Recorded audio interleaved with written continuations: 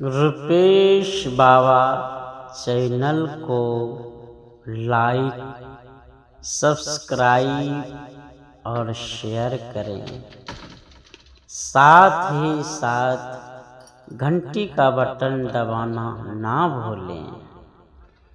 रुपेश बाबा channel को like करें, subscribe करें और शेयर करें और घंटी का बटन दबाना ना भूलें।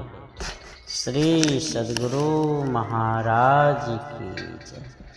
श्री सद्गुरु जो न करी भव सागर नर समाज अस पाए, सो कृत निंदक मंदमती आत्म हनगति का। आत्म हनगति का क्या मतलब हो गया?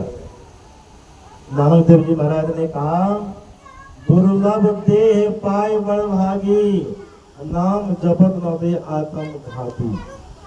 आत्म घात का मतलब हुआ, जैसे जब देह में राहु ग्रह की प्रधानता होती है, केतु ग्रह की प्रधानता होती है, शनि ग्रह का प्रकोप होता है, कोई गले में रस्सी लगा करके छलांग लगा देते, कोई किरासन तेल ढाल के देह में आग लगा लेते, कोई जल में कूद जाते हैं। इसको जघन्य अपराध कहा गया है। ठीक उसी प्रकार मनुष्य की देह में आकर अगर हम भक्ति नहीं करते हैं, सुमरन नहीं करते हैं, इसी में देह छूट गई, इसको भी जघन्य अपराध माना गया है।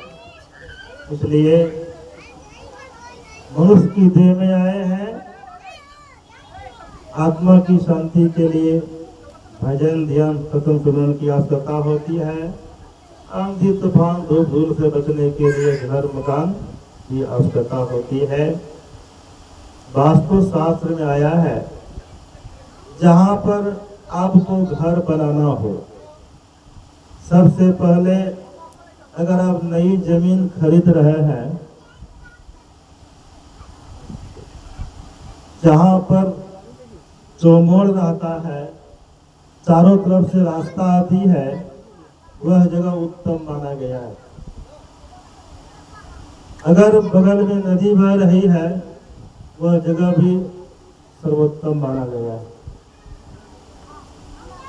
और जमीन खरीद लिए हैं, घर बनाना है, इसके लिए वास्तु शास्त्र में आया है, मिट्टी को ठीक से बैठने में कम से कम 3 वर्ष का समय लगता है। 3 वर्ष पहले उसमें मिट्टी भराना है। अगर जल्दीबाजी में घर बनाना हो, मिट्टी मत भराइए। जहाँ से पुरानी मिट्टी है, बैठा हुआ मिट्टी, उसी जगह से घर की शुरुआत होनी चाहिए। जहाँ तक कुर्सी रखना हो, वहाँ तक ले जाइए और फिर उसमें मिट्टी भर के आगे काम कीजिए।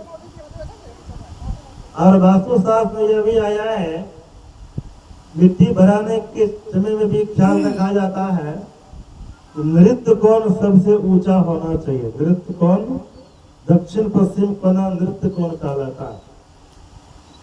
उनसे नीचा होना चाहिए भंडार कोण, उनसे नीचा होना चाहिए अग्नि कोण, सबसे नीचा होना चाहिए आपका ईशान कोण। ईशान कोण अर्थात उत्तर पूर्व कोना, ईशान कोण देवताओं का कोण माना जाता है। उस कोने में सीढ़ी और शौचालय नहीं होना चाहिए। सीढ़ी जो बनाया जाता है दक्षिण पश्चिम कोने में उपयुक्त माना जाए, उस कोना को ऊंचा रखा जाता है। और देवताओं का कोण माना जाता है ईशान कोण को, इसलिए इस कोने में शौचालय नहीं होना चाहिए। फूल पत्ती लगाना चाहिए और उस जगह को बिल्कुल साफ रखना चाहिए। उस कोने में जल की व्यवस्था हो। और जो आपका नृत्य अग्नि कोण है, अग्नि कोण से तात्पर्य दक्षिण पूर्व कोना अग्नि कोण है। उस कोने में पाकशाला, साला होगा घर, भोजन बनाने का घर, रसोई घर होना चाहिए।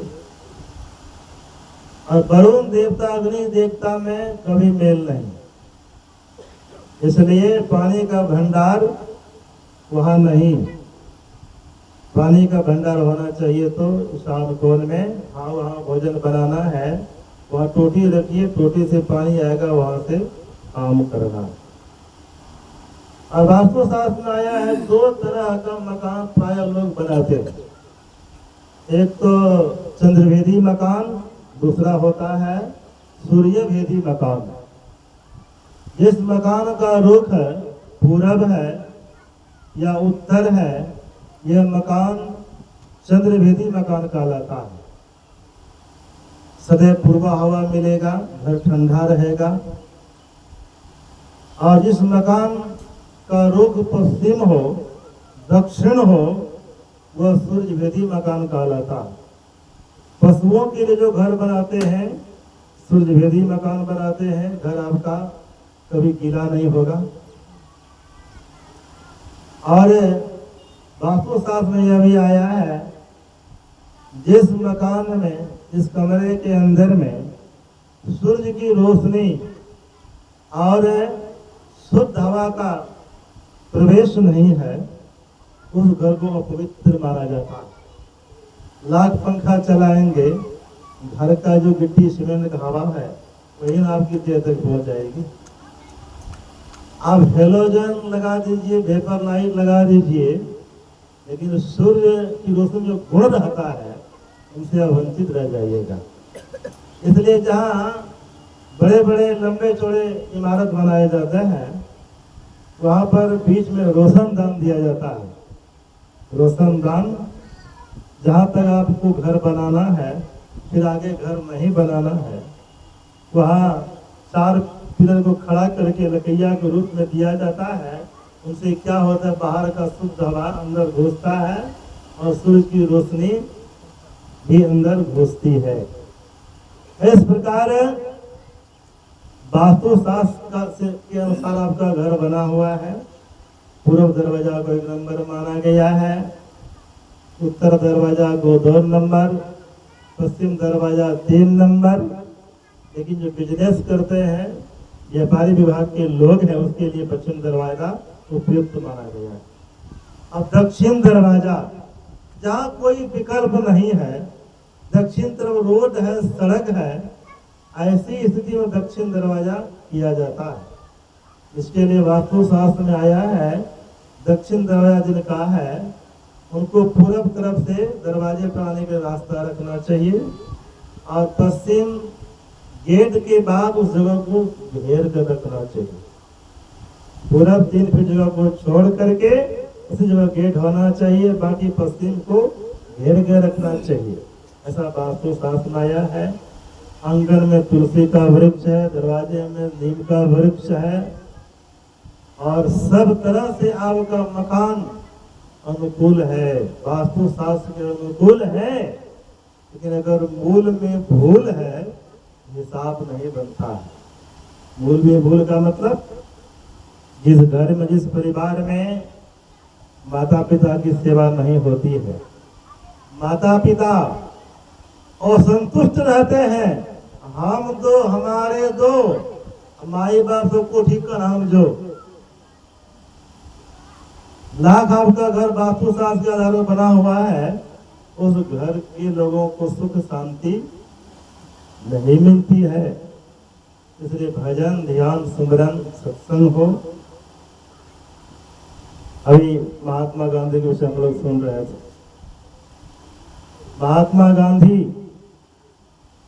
का एक अंग्रेज मित्र था। प्रत्येक दिन वो अंग्रेज मित्र महात्मा गांधी से मिलने आते थे। प्रायः लोग मिलने जाते हैं, सुबह शाम जाते हैं। उसमें महात्मा गांधी ध्यान पूजा में लगे रहते थे। बातचीत करने का अवसर नहीं मिलता था, उतना टाइम उसके पास नहीं था, समय नहीं था। एक दिन ऐसे आए, मन में हुआ आज जब तक मैं इनसे बातें नहीं करूंगा वापस नहीं जाऊंगा। स्तुति विनती ध्यान पूजा से नफरत होते हैं। अंग्रेज मित्र ने कहा, मित्र तो मैं तो तुम्हें बहुत समझदार समझ रहा था, लेकिन आज देख लिया 1 घंटा का समय तुम जो बर्बाद करते हो उससे क्या होने जाने को है। यह समय अगर तुम वकालत में लगा देगा तुम्हारा वकालत कितना आगे बढ़ जाएगा।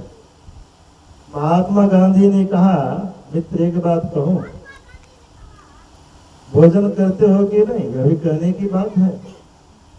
3 टाइम भोजन करते हो, इस भोजन को छोड़ करके यह समय अगर तुम अपने बिजनेस व्यापार में लगा दो, बिजनेस में कितनी तरक्की हो जाएगी, कितना विकास हो जाएगा। कहते हैं मित्र गजब की बात करते हो, अरे भोजन नहीं करेंगे यह शरीर कैसे चलेगा। महात्मा गांधी ने कहा, इस प्रकार इस देह की खुराक जल है, अन्न है, ढकने के लिए वस्त्र है, शरीर के अंदर में जो शरीरी है, जिनके चलते देह की कीमत है, जब तक देह में जीवात्मा है तब तक इनकी कीमत है। देह से जीव निकल गई, शरीर नाकाम हो गया। इनके विषय में कभी तूने कोई सोचा, उनकी भी खुराक है। इस प्रकार अन्न जल की खुराक, देह की खुराक है अन्न जल, उसी पर आत्मा एक खुराक है भजन ध्यान सत्संग स्मरण। परंतु साजी महाराज ने कहा, बस्ती है चमार की, ब्राह्मण खटे बेगार। काशी में विद्वानों की नगरी मानी जाती है। काशी वृंदावन जो उत्तर प्रदेश में पड़ता है, विद्वानों की नगरी मानी जाती है। एक बार काशी में ब्राह्मणों और विद्वानों की बैठक थी। उस बैठक में पलटू साहजी महाराज पहुंच जाते हैं और बुलंद आवाज में बोल दिए, बस्ती है चामार की, ब्राह्मण खटे बेगार। उन लोगों को कस कसा के लग गया। उन लोगों का बोल वाला था, आदेश दिया गया पकड़ो इनको। पकड़ लिया गया, पकड़ करके बांध दिया गया। चिता सजाओ, चिता सजाई गई, जलती चिता में उनकी देह को झोंक दिया गया। जब झोंक दिया गया, उनकी देह तो जल गई। कहा जाता है पलटू साहजी महाराज और संत कबीर साहजी महाराज दोनों को जिंदा फकीर कहा गया है। जिंदा फकीर का मतलब होता है जीवन मुक्त महापुरुष। देह से बाहर निकल गए, उनकी देह को जला दी गई। 2-3 महीने के बाद पुनः उसी जगह बैठक थी, पलटू साहजी महाराज प्रकट हो जाते हैं। सब लोग एक निगाह से उनकी तरफ देख रहे थे। एक व्यक्ति ने कहा, महाराज जी आपको तो कुछ दिन पहले यहाँ जलाया गया था। हाँ, मेरी देह को जलाई गई थी। अच्छा, आप जो उस दिन बोल रहे थे, बस्ती है चमार की, ब्राह्मण खटे बेगार, उनका क्या अर्थ हुआ। पलटू साहजी महाराज ने कहा, अरे भाई उस दिन न पूछ लेना चाहिए, तब न देह को जलाना चाहिए। पलटू साहजी महाराज बाहर में जो बस्ती है ना, उनकी चर्चा नहीं की है। साधु महात्मा की भाषा कुछ और ढंग की होती है। जौन चाल संसार की सो साधु की नहीं। पलटू साहजी महाराज ने कहा, हमारी जो हाड़ मांस की देह है, इसी को बस्ती कहा गया है। हाड़ चाम की जो देह बनी हुई है, बस्ती है चमार की। हाड़ चाम की देह बनी हुई है, इसकी को बस्ती कहा गया है। बस्ती है चमार की, ब्राह्मण खटे बेगार। ब्राह्मण से ब्राह्मण से परमात्मा, ब्राह्मण कहते हैं जीव को। इसमें जीव बेगारी खटता है, अर्थात धन संपत्ति कमाने में, बाल बच्चों की सेवा करने में, गफलत में जीवन बीत गया, भजन ध्यान नहीं कर पाए, इसी को कहा जाता है बेगारी खटना। बाल बच्चों की देख रेख करते हुए, घर मकान दुकान सारी चीजों की देख रेख करते हुए थोड़ा थोड़ा समय निकाल कर परमात्मा की भक्ति कर लिए, परमात्मा भजन हो गया, उसके लिए यहाँ भी चकाचक और वहाँ भी चकाचक। इसलिए भगवान श्री राम ने कहा, यही तन कर फल विषय न भाई, स्वर्ग स्वल्प अमृत दाई। हे भाई, मनुष्य की देह को पाने का यह उचित तो नहीं है। हम इसे विषय वासना वगैरह खपा दे कमा दे। मनुष्य देह की उपमा दी गई है लोहे से, और देव शरीर की उपमा दी गई है चांदी से। लोहे के बनस्पत चांदी में अधिक चमक होती है, तो कीमत भी लोहा से बहुत ज्यादा चांदी का। लेकिन चांदी को सटा दीजिए पारसमणि पत्थर से, कोई फर्क नहीं पड़ेगा, चांदी का चांदी ही रहेगा। सटा दीजिए लोहा को पारस में, सोना बन जाता है। तो सोना बन गया तो कितनी कीमत उनकी बढ़ गई। तो उसी प्रकार मनुष्य की देह में आकर अगर भजन करते हैं, सुमरन करते, सत्संग करते हैं, हम परमार्थ सदृश हो गए। लेकिन देवता की जो देह है उनके पास सीमित शक्ति है, इसलिए मनुष्य देह में आए हैं। एक बार मैं अखबार के पन्ने में निकला था, यूनान देश का कोई व्यापारी घोड़ों का व्यापार करने के लिए सौदागर के रूप में भारत आए थे। बहुत अच्छे अच्छे घोड़े थे, एक एक घोड़े की कीमत 1-1 लाख थी। उनका घोड़ा किसी ने नहीं खरीदा, वो अपना देश वापस जाने ही वाला था। उस समय यहाँ पर पृथ्वीराज चौहान का शासन था, बड़े धार्मिक राजा थे, उनकी अच्छी समझदारी थी, यहाँ तक कि वे शब्दभेदी बाण भी जानते थे। राजा साहब के पास मंत्री साहब जाकर कहा, राजन, ईनान देश का व्यापारी जो घोड़ों का व्यापार करने आया, उनका घोड़ा किसी ने नहीं खरीदा, वह अपना देश वापस जाने ही वाला है, इसलिए कम से कम 1-2 घोड़े हमसे खरीद लिया जाए। राजा साहब ने कहा खरीद लो। मंत्री साहब सौदागर के पास जाते हैं। उस 4 दीवारी के अंदर एक कपड़े का घर बना हुआ था। मंत्री साहब ने पूछा, इस कपड़े के अंदर में क्या रखा है? सौदागर ने व्यंग्यात्मक स्वर में कहा, अरे बाहर में इतने घोड़े हैं, उनको तो कोई खरीदने वाला, कोई पूछने वाला है नहीं, और पूछ रहा है कपड़े के अंदर में क्या है? इसमें भी घोड़े ही है। मंत्री साहब औचपूर्ण वाणी से कहा, दिखलाओ उन घोड़े को। उन घोड़े के साथ साथ मैं सभी घोड़े खरीद लूंगा। कपड़ा हटाया गया, बहुत सुंदर घोड़ा था। उनका कीमत बतलाते हैं 1 करोड़। सोना चांदी हीरे जवाहरात से उनकी देह को सजाया गया था, घोड़े की।